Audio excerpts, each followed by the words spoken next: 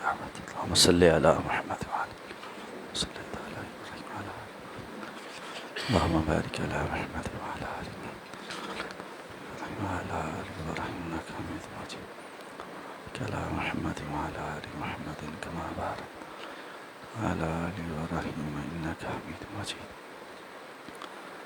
اشرح لي صدري ويسر لي أمري واحلل عقدة من لساني يفقهوا قولي رب زدني علما ولا سهل إلا ما جعلته حسنا إذا شئت سهلا بيسر لا تسهل اللهم اغفر لي لساني وفرجي على مجيء خلاف أقبل كارك ويجمع برحمته أبقى بسنا واسكت الشيخ محلى.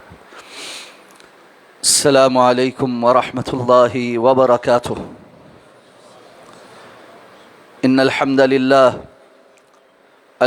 لله نحمده ونستعينه ونستغفره ونؤمن به ونتوكل عليه ونعوذ بالله من شرور أنفسنا ومن سيئات أعمالنا من يهده الله فلا مضل له ومن يضلله فلا هادي له وأشهد أن لا إله إلا الله وحده لا شريك له وأشهد أن محمدًا عبده ورسوله.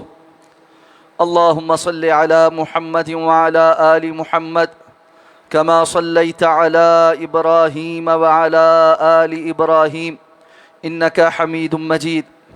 اللهم بارك على محمد وعلى آل محمد كما باركت على إبراهيم وعلى آل إبراهيم إنك حميد مجيد. أما بعد فإن خير الحديث كتاب الله وخير الهدي هدي محمد صلى الله عليه وسلم وشر الأمور محدثاتها وكل محدثة بدعة وكل بدعة ضلالة وكل ضلالة في النار. رب اشرح لي صدري ويسر لي أمري واحلل عقدة من لساني يفقه قولي.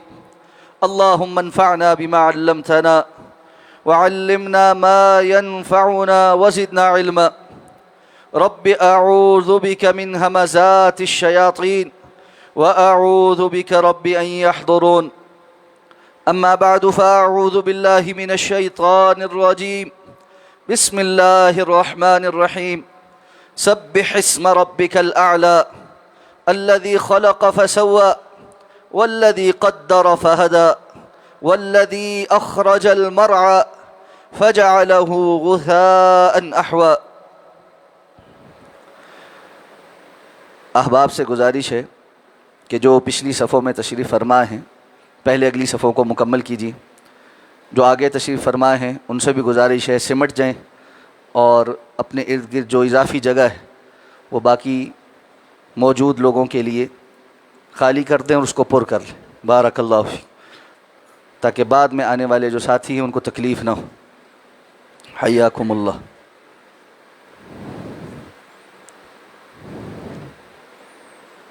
ہال کے دائیں بائیں جو جگہ ہے پہلے اس کو پر کر لیں پھر پچھلی صفوں میں تشریف فرما.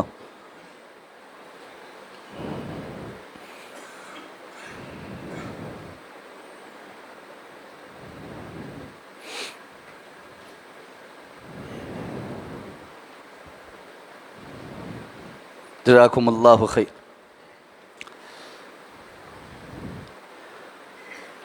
تیسواں پارہ سورہ الاعلیٰ کی ابتدائی آیات تلاوت کی گئی ہیں.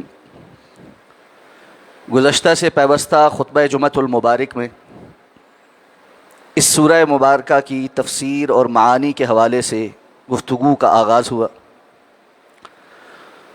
ابتداً یہ بات عرض کی گئی تھی کہ رسول اللہ صلی اللہ علیہ وسلم سورہ اعلیٰ اور سورہ غاشیہ کو مسلمانوں کے اجتماعات کی نمازوں میں پڑھا کرتے تھے، یعنی جمعہ کی نماز کی پہلی اور دوسری رکعت میں، عیدین کی نماز کی پہلی دوسری رکعت میں. تو اس اعتبار سے ان دونوں صورتوں کے اندر اختصار کے ساتھ لیکن بڑی جامعیت کے ساتھ اللہ تعالیٰ نے وہ احکامات نازل فرمائے ہیں، اپنی ذات کا وہ تعارف، آخرت کی زندگی کا ایک تعارف کہ جس سے سمجھنے والے کو مختصر لفظوں میں لیکن بھرپور نصیحت ہو جاتی. اس لیے ان دونوں صورتوں کا مطلب سمجھنا، ان کے معانی اور تفسیر کو جاننا بڑا اہم ہے. اور پھر ہم نے اس سورہ مبارکہ کی پہلی آیہ مبارکہ سبح اسم ربک الاعلی، آپ تسبیح بیان کریں اپنے رب کے نام کی جو الاعلی ہے، اس پر پوری تفصیلاً گفتگو کی تھی. اللہ رب العزت نے اپنے نام کی تسبیح بیان کرنے کا حکم دیا، اور اس صفت کے ساتھ دیا کہ جو اللہ آپ کا رب ہے، جس کی ایک صفت الاعلی علو مکانی کی صفت ہے، جو اپنی ذات کے اعتبار سے بھی اور اپنے افعال اور صفات کے اعتبار سے بھی الاعلی ہے، اس جیسا کوئی بھی نہیں. اسی ضمن میں تسبیح کے حوالے سے بھی بات ہوئی تھی کہ اللہ رب العزت کی ذات سے ہر قسم کی شرک کی نفی اور تمام کمزوریوں اور کوتاہیوں کی نفی، یہ در حقیقت تسبیح کا اعلان ہے کہ اللہ کی ذات پاک ہے. اور تسبیح کے جو فضائل ہیں وہ بھی اسی ضمن میں ذکر ہوئے تھے جو کتاب و سنت کے اندر وارد ہوئے.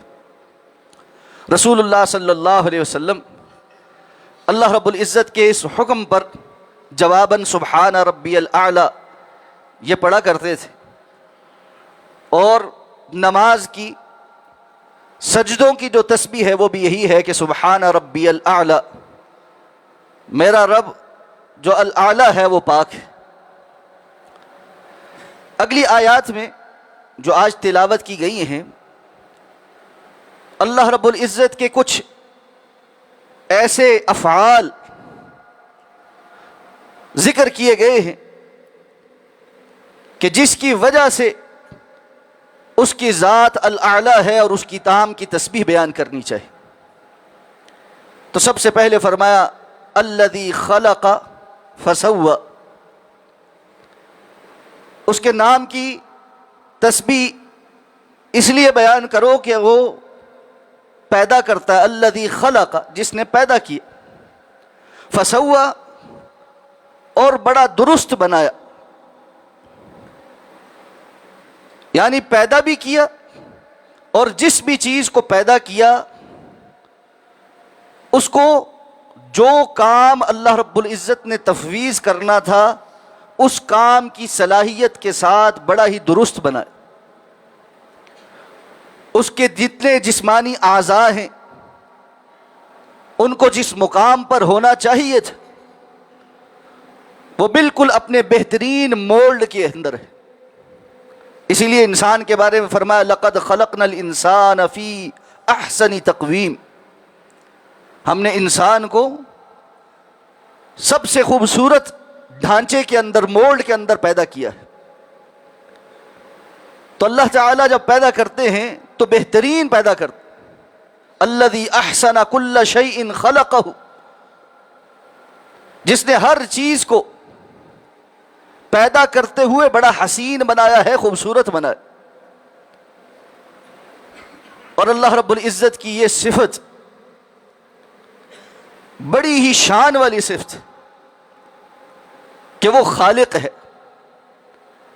اور اسی لیے اس نے یہ بھی واضح کیا ہے کہ افمن یخلق کمن لا یخلق، جو پیدا کرنے کی صفت رکھتا ہے اور جو اس صفت سے عاری ہے کہ اس کی کوئی مخلوق نہیں، یہ دو آپس میں کبھی برابر ہو سکتے ہیں؟ اب کوئی کہنے والا کہہ سکتا ہے کہ اگر اللہ نے پیدا کیا ہے تو انسان بھی بہت ساری چیزیں پیدا کرتا، ماں اولاد کی پیدائش کا سبب بنتی، کاریگر اپنے ہنر کے ساتھ بہت ساری چیزیں بناتا ہے، پروڈیوس کرتا ہے. انسانوں کی اگلی نسل کی پیدائش، جانوروں کی اگلی نسل کی پیدائش، اور انسانوں کا دیگر چیزوں کو جوڑ کر ایک نئی چیز کو پیدا کرنا یا بنانا، یہ اصل میں ویسا پیدا کرنا نہیں ہے جس کی طرف اسلام اللہ رب العزت کی اس صفت کو ذکر کرتا۔ رب کائنات کا پیدا کرنا عدم سے وجود میں لے کر آنا۔ رسول اللہ صلی اللہ علیہ وسلم نے فرمایا کان اللہ ولم یکن معہ شیء، اللہ رب العزت کی ذات تھی اور اس کے ساتھ کوئی اور چیز موجود نہیں تھی۔ پھر جب اللہ نے اس کائنات کو پیدا کرنا چاہا تو اپنی مرضی اور منشا سے عدم سے وجود میں لایا۔ جب کچھ نہیں تھا تو کسی بھی چیز کے بغیر اپنے کلمہ کن کہ ہو جا، اذا اراد شیئا ان یقول له کن فیکون، جب وہ کسی چیز کا ارادہ فرماتا ہے تو اس کو کہتا ہے کہ ہو جا اور وہ ہو جاتی۔ یہ اللہ رب العزت کی صفت تخلیق ہے، وہ خالق ہے، خلاق ہے کہ وہ عدم سے وجود میں لے کر آ سکتا۔ کل مخلوقات اس معاملے میں محتاج ہیں کہ وہ اللہ رب العزت کی پیدا کیے ہوئے را مٹیریل سے کسی نئی چیز کو بنا سکتے، اور چونکہ انسان اس بارے میں مجبور محض ہے کہ وہ کسی چیز کو عدم سے وجود میں نہیں لا سکتا، اللہ رب العزت کی ساری مخلوقات اکٹھی ہو جائیں، تمام انسان اور جن ایک دوسرے کے تعاون کے لیے جمع ہو جائیں، جو دنیا سے چلے گئے جو آنے والے ہیں ان سب کو بھی اکٹھا کر لیا جائے، اور صرف اتنا ٹاسک دیا جائے کہ مچھر کے پر کو مل کر تخلیق کر کے دکھاؤ، لیکن اللہ کی اس کائنات میں سے کسی را مٹیریل کو استعمال نہیں کر، عدم سے وجود میں لے کر آنا۔ کل مخلوق اس بات پر عاجز ہے کہ وہ ایک مچھر کا پر اور اس سے بھی حقیر چیز اس کل کائنات میں سے اللہ رب العزت نے جو کچھ پیدا کیا ہے اس کے استعمال کے بغیر عدم سے وجود میں لا کر دکھا سکے۔ یہی وجہ ہے اللہ رب العزت نے ارشاد فرمایا ما یملکون من قطمیر، جن کو تم اللہ کے سوا پکارتے ہو یہ تو قطمیر کے بھی مالک نہیں۔ قطمیر کیا ہے؟ کھجور کے اندر جو گٹھلی ہوتی وہ گٹھلی بھی نہیں، اس گٹھلی کے اوپر ایک باریک سی جو جھلی ہوتی بالکل ہی باریک، جس کا کوئی وزن بھی محسوس نہیں ہوتا۔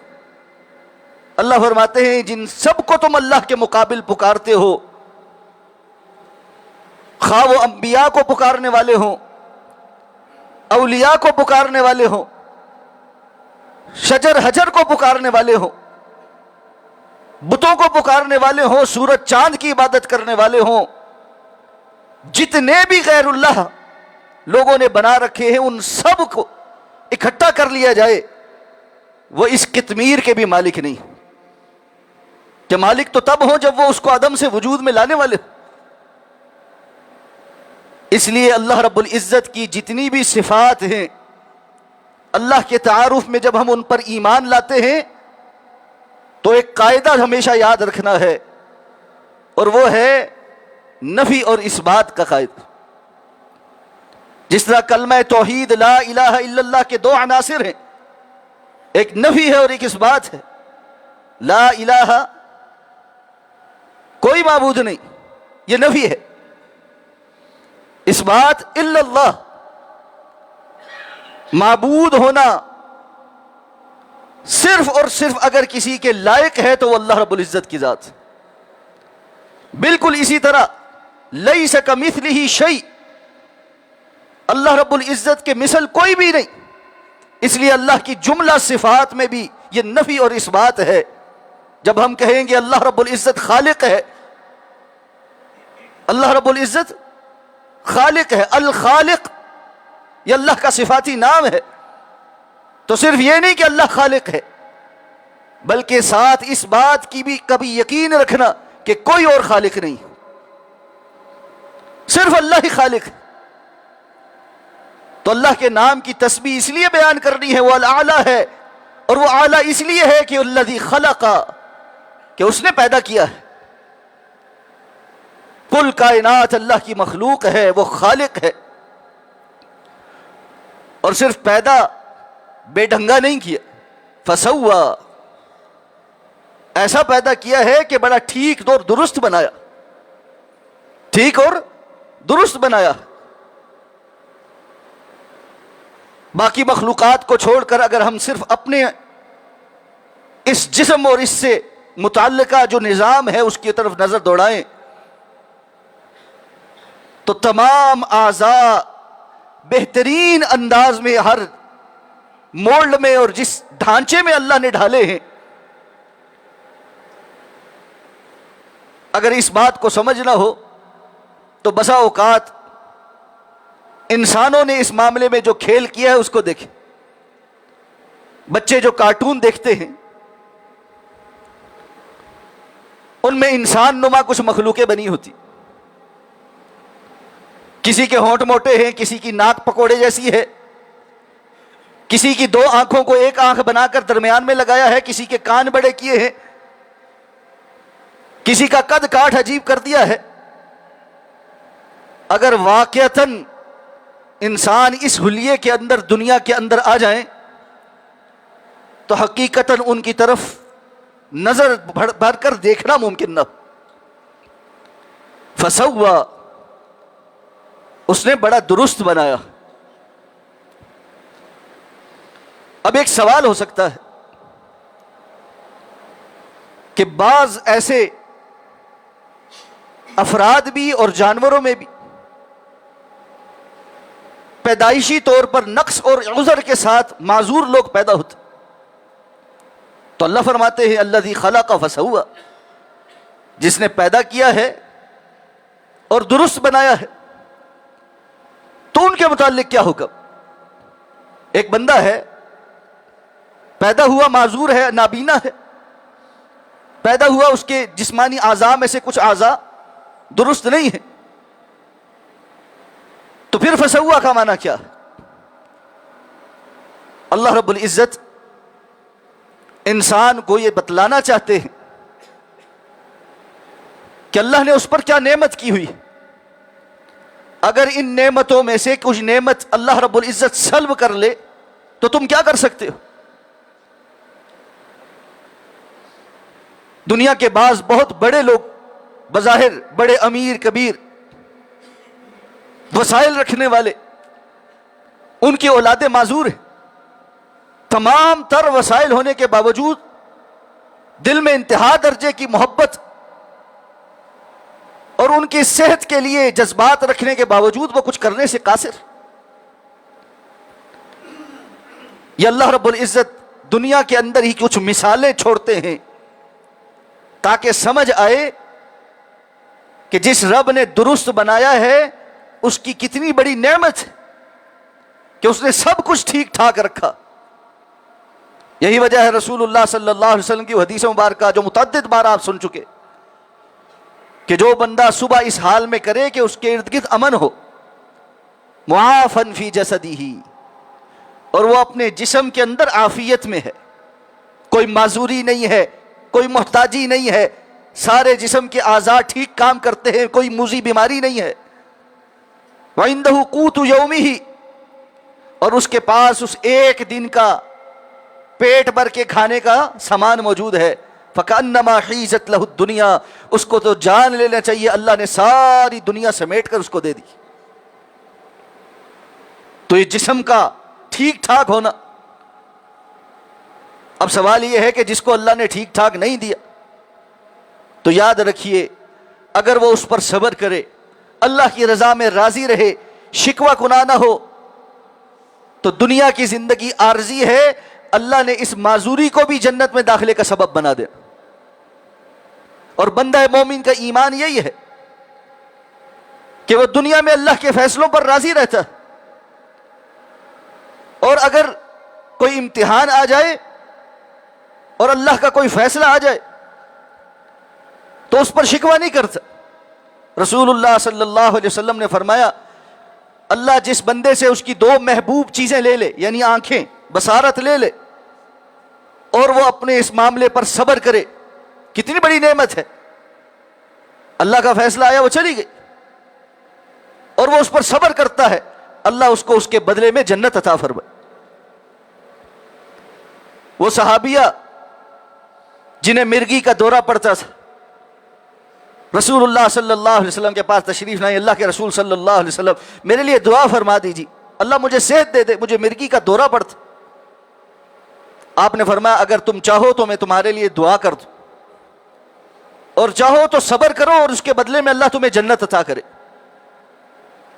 کہنے لگی اللہ کے رسول پھر میں اللہ سے جنت کا سودا کروں گی، لیکن صرف اتنی دعا کر دے کہ جب مرگی کا دورہ پڑتا ہے اس دورے کی کیفیت میں میری حالت ایسی ہو جاتی ہے بسا اوقات سطر کھل جاتا، آپ یہ دعا کر دیں اللہ میرا سطر قائم رکھے۔ بیماری ہے، تکلیف ہے اللہ کی طرف سے، حتیٰ کہ اللہ کے رسول نے فرمایا ایک کانٹا بھی مومن کو چبھتا ہے اور وہ اس پر صبر کرتا ہے تو اس کے عوض بھی اللہ اس کے گناہ معاف فرما دیتا۔ اس لیے اللہ تعالیٰ نے اگر اپنی مخلوق میں بعض لوگوں کو کچھ محروم رکھا ہے، کچھ معذوریاں عطا فرمائی ہیں، اور وہ اللہ کے اس فیصلے پر راضی رہتے ہیں تو اللہ ان کو بہترین اس کا نعم البدل آخرت میں عطا فرمائے۔ اور اس کے ساتھ ساتھ جن کو اللہ نے عافیت عطا کر رکھی ہے، سب کچھ ٹھیک دیکھ رکھا ہے، وہ ان ساری کیفیات کو دیکھتے ہوئے اللہ کا شکر بجا لائیں تو لئن شکرتم لازیدنکم کے وعدے ان کے لیے کہ اگر تم شکر بجا لاؤ گے تو اللہ مزید بھی عطا فرمائے۔ یہاں سے یہ بات بھی سمجھ آتی ہے کہ کسی بھی انسان کو اس کے کسی پیدائشی عیب کے اوپر عار نہیں دلائی جا سکتی۔ اگر بندہ یہ سمجھ لے کہ الذی خلق فسوى اور الذی احسن کل شیء خلق، تو بھائی اللہ نے پیدا کیا ہے، اللہ کے اس معاملے میں بھی اللہ رب العزت کی مخلوق ہونے کی وجہ سے حسن ہی موجود، اللہ کے اس فیصلے پر راضی رہا جائے، کسی کو مطعون نہیں کیا جائے۔ کون ہے جو اپنے لیے معذوری پسند کرتا؟ کون ہے جو اپنے لیے عیب کو پسند کرتا؟ یہ فیصلے اللہ کے ہیں، دوسرے پر انگلی اٹھانے والا در حقیقت اس پر نہیں، اللہ رب العزت پر انگلی اٹھا رہا ہے، اور یہ بہت بڑی جسارت۔ اس لیے دوسروں کا مذاق اڑانا، ان کے کسی معذوری کا مذاق اڑانا، رنگت کو، قد کو، جسمانی خد و خال کو، شکل و صورت کے اندر بعض ایسی چیزیں جو ہمارے معیار پر پوری نہیں اترتی، وہ ہم نے بنائے ہوئے معیار، ہمارے بنائے ہوئے معیار۔ ان اللہ لا ينظر الى صورکم ولا الى اموالکم، اللہ نہ تمہاری صورتوں کی طرف دیکھتا ہے، نہ تمہارے مالوں کی طرف دیکھتا ہے، ولکن ينظر الى قلوبکم واعمالکم، اس کی نظر تو تمہارے دلوں کے اوپر اور تمہارے اعمال کے اوپر۔ شکل و صورت میں تو بلال حبشی ہمارے معیار پر پورے نہیں اترتے تھے۔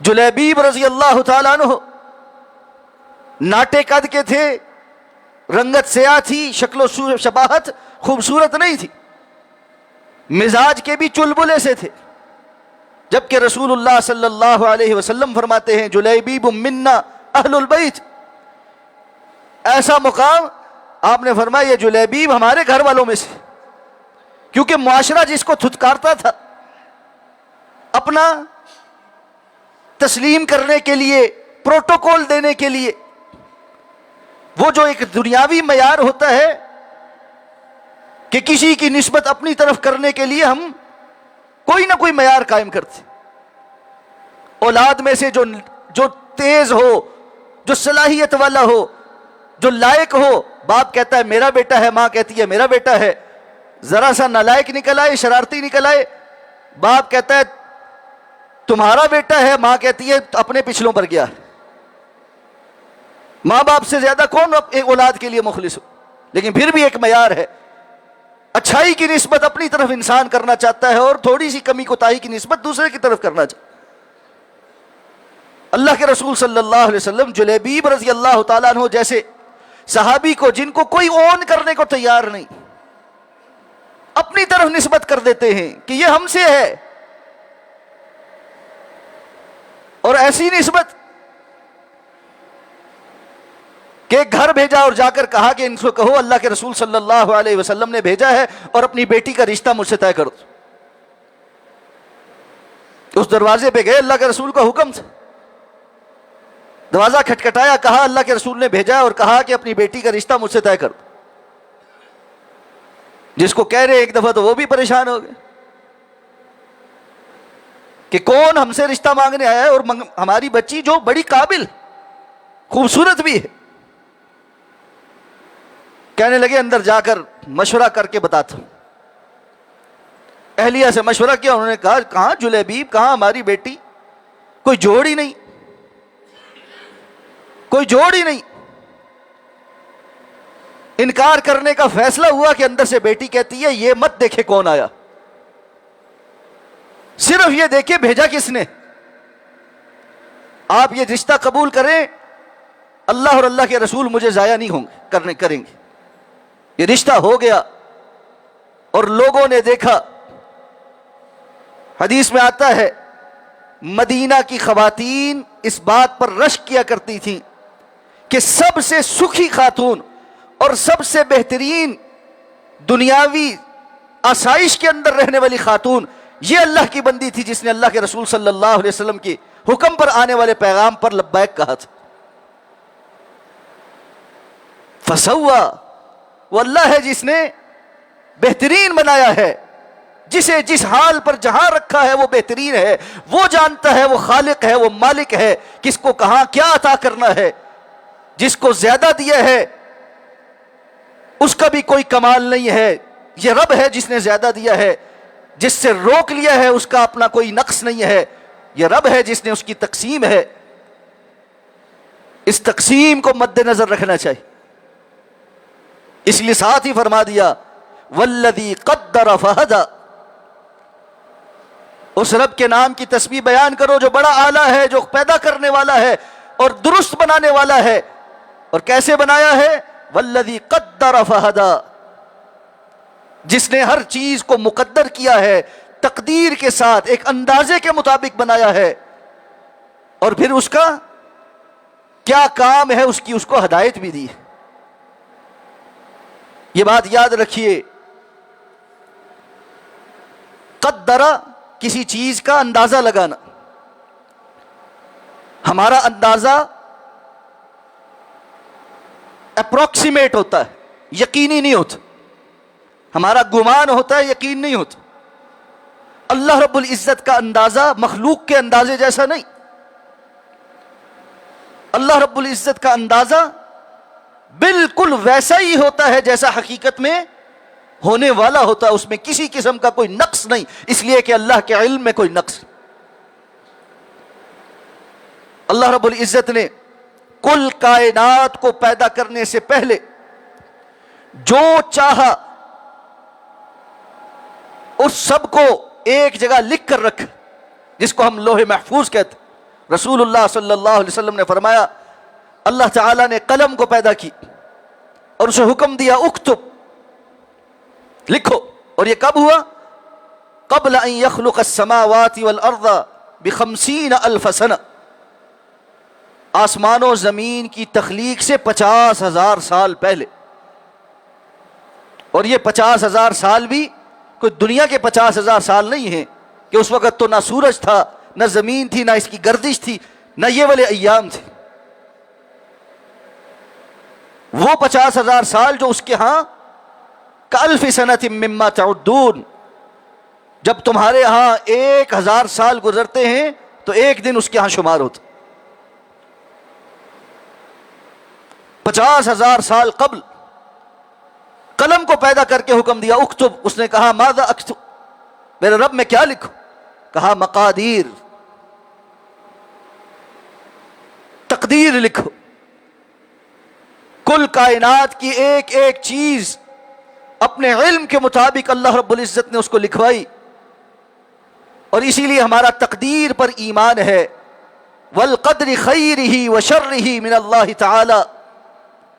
ایمانیات میں سے ایمان مفصل میں ہم جب ایمانیات کا ذکر کرتے ہیں تو اس کا ذکر کرتے ہیں، اس کی گواہی دیتے ہیں کہ ہمارا ایمان میں اچھی اور بری تقدیر پر ایمان ہے۔ اور تقدیر کے باب میں جو کچھ اللہ کی طرف سے بتلایا گیا ہے، جو رسول اللہ صلی اللہ علیہ وسلم نے بیان کیا ہے، اس کو من وعن تسلیم کرنا اور اس پر ایمان لانا ہی اس کی حقیقت۔ جو بندہ تقدیر کے مسائل میں اپنی عقل کو بہت زیادہ بیچ میں لا کر اس پر بحث شروع کرتا ہے، وہ ہمیشہ کوتاہی کا مرتکب ہو جاتا۔ اس لیے کہ انسان کی عقل بھی محدود ہے، اس کا تجربہ بھی محدود ہے، وہ اس سے باہر جا کر نہیں کچھ کوئی بھی چیز امیجن کر سکتا۔ اس لیے ایمانیات اور بالخصوص ایمان بالغیب، یہ اسی چیز کا نام ہے کہ جب کوئی چیز کتاب و سنت میں وارد ہو جائے، اس میں سے جو سمجھ آ جائے ہمارا اس پر بھی ایمان ہے، اور جو ہماری عقل کے اندر سمجھ نہ آئے اللہ نے بتلایا ہمارا اس پر بھی ایمان۔ الذی قدر فہدی، جس نے مقدر کیا ہے ہر چیز کو، اس کا اندازے کے مطابق ہر چیز ہوتی ہے، اور جیسا اندازہ اس نے قائم کیا تھا 100% ویسے ہی ہوتا ہے، اس سے ہٹ کر کچھ نہیں ہوتا۔ اس لیے اللہ رب العزت نے ارشاد فرمایا، ما اصابکم من مصیبت فی الارض ولا فی انفسکم الا فی کتاب من قبل ان نبرأها ان ذلک علی اللہ یسیر۔ زمین کے اندر یا تمہاری اپنی جانوں کے اندر کوئی بھی آزمائش آتی ہے تو یہ آزمائش پہلے سے اللہ نے اپنے ہاں ایک کتاب کے اندر بیان کر کے لکھ کر رکھی ہوئی۔ ان ذالک علی اللہ یسیر، یقیناً یہ اللہ کے لیے بہت آسان۔ اللہ نے یہ بات کیوں کہی؟ اس لیے کہ بندوں نے فوری طور پر اپنی صلاحیت کے اوپر چیزوں کو قیاس کرنا ہوتا ہے، تو ان کو لگتا ہے یہ کیسے ہو سکتا، ساری کائنات میں جو کچھ قیامت تک اور اس کے بعد حشر میں اور جنت اور جہنم میں اور لامحدود جو کچھ ہونا ہے، اس سب کے متعلق ایک ایک جز اور ایک ایک فیصلہ اللہ نے اپنے پاس لکھ کر رکھا ہے، یہ کیسے ہو سکتا ہے؟ ان ذالک علی اللہ یسیر۔ ایک ہی جواب ہے، یہ اللہ کے لیے بڑا آسان، اللہ کے لیے بڑا آسان۔ اسی لیے تو اللہ نے فرمایا کہ تم یہ حیران ہوتے ہو کہ جب مر جائیں گے، کھپ جائیں گے، مٹی میں مل جائیں گے، ہڈیاں بھی گل جائیں گی، اب آباؤنا الاولون، ہمارے پچھلے باپ دادے سارے جو پتہ نہیں ہزاروں سال پہلے مر گئے، وہ سب کے سب بھی دوبارہ اٹھائے جائیں گے، یہ کیسے ہوگا؟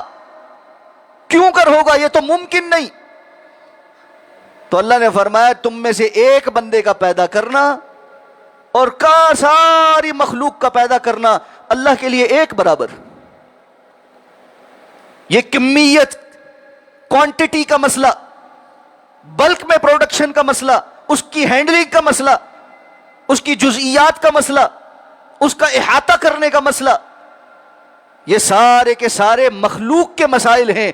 ہم نے جب شروع میں اعلان کر دیا اللہ کے حکم پر، سبح اسم ربک الاعلی، پاک ہے وہ ذات، تو ان ساری علائشوں سے، کمزوریوں سے اور مجبوریوں سے وہ ذات پاک ہے، اس کے آگے کوئی مجبوری نہیں، وہ تو ساری کائنات کا احاطہ کیے ہوئے، ہر چیز پر محیط، کوئی ذرہ بھی ایسا نہیں جو اللہ رب العزت کے علم سے باہر۔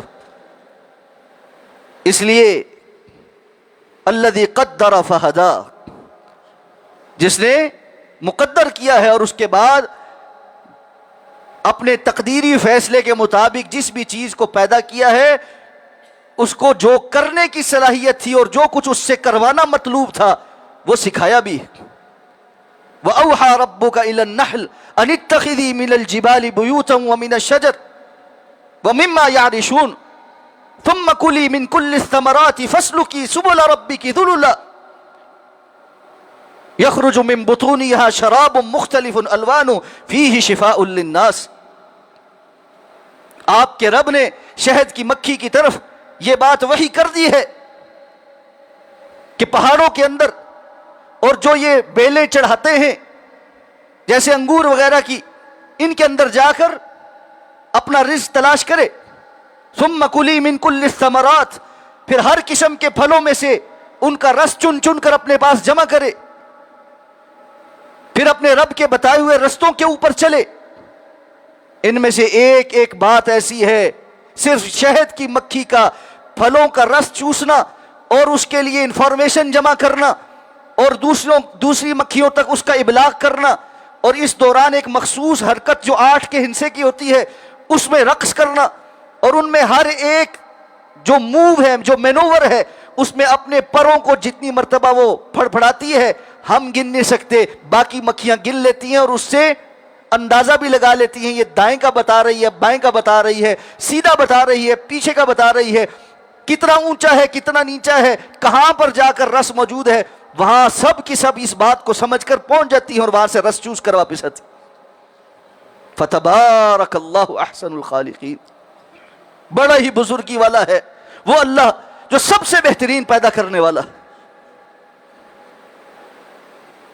اور پھر اللہ فرماتے ہیں یہ سارے پھلوں میں سے پھولوں میں سے رس چن کر لے کر جب آتی ہے، ان کے پیٹ کے اندر سے شراب مختلف الوان، مختلف رنگت کے یہ شہد کے قطرے نکلتے ہیں جس کے اندر اللہ نے لوگوں کے لیے شفا رکھ دی. یہ صرف ایک مخلوق کا وہ کام ہے جو اللہ نے اس کو ہدایت کیا ہے، فہدا. اور کل کائنات میں اللہ کی ساری مخلوقات اللہ کے اس حکم کے مطابق عمل کرتی ہیں جس کو اللہ نے اختیار دیا ہے. انسانوں اور جنوں کو نافرمانی صرف وہی کرتے. سب اپنے کاموں پہ ہیں. سورج انکار نہیں کرتا، چاند انکار نہیں کرتا، ستارے انکار نہیں کرتے، دریا انکار نہیں کرتے، پہاڑ انکار نہیں کرتے، ایک ایک درخت اللہ کی تسبیح بیان کرتے ہوئے کچھ انکار نہیں کرتا. وَإِن مِّن شَيْءٍ إِلَّا يُسَبِّحُ بِحَمْدِهِ وَلَٰكِن لَّا تَفْقَهُونَ تَسْبِيحَهُمْ.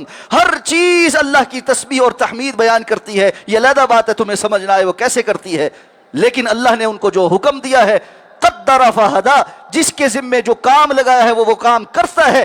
نہیں کرتا تو انسان اور جن نہیں کرتے. اللہ نے کام ذمہ لگایا ہے. وما خلقت الجن والانس الا ليعبدون ما اريد منهم من رزق وما اريد ان يطعمون ان الله هو الرزاق ذو القوة المتين. ہم نے انسانوں کو اور جنوں کو کسی اور مقصد کے لیے نہیں پیدا کیا سوائے اس کے کہ وہ اللہ کی عبادت کر کے آئیں. اور عبادت کا مفہوم شیخ الاسلام ابن تیمیہ بیان کرتے ہیں کہ ہر وہ قول اور عمل خواہ وہ ظاہری ہو یا باطنی ہو جس سے اللہ کی رضا حاصل ہو جاتی ہو وہ عبادت ہے.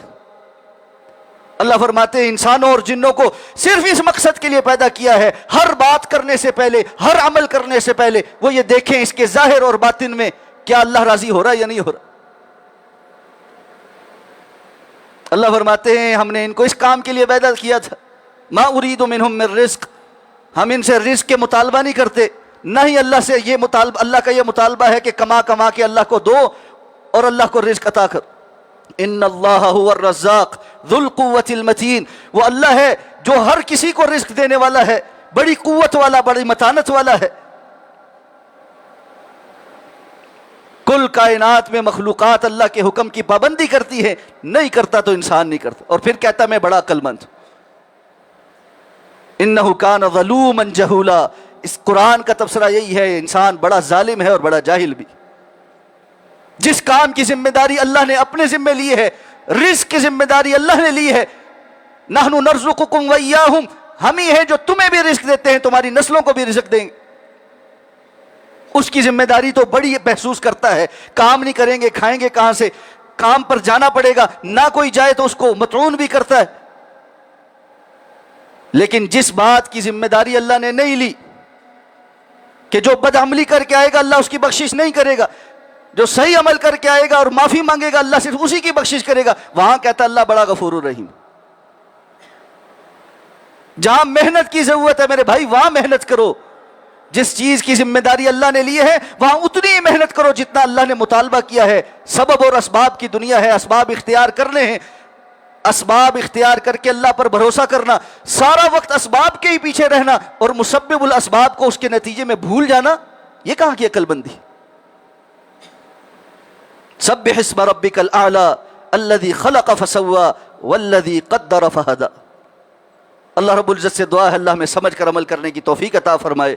اقول قولی ھذا واستغفر اللہ لی ولکم ولسائر المسلمین برحمتک یا ارحم الراحمین.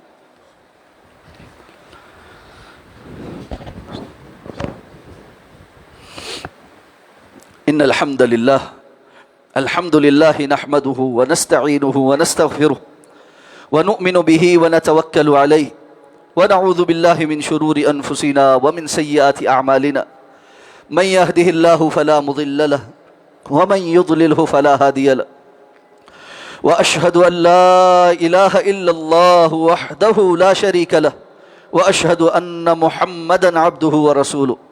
اللهم اغفر لنا ولوالدينا ولأساتذتنا ولجميع المؤمنين والمؤمنات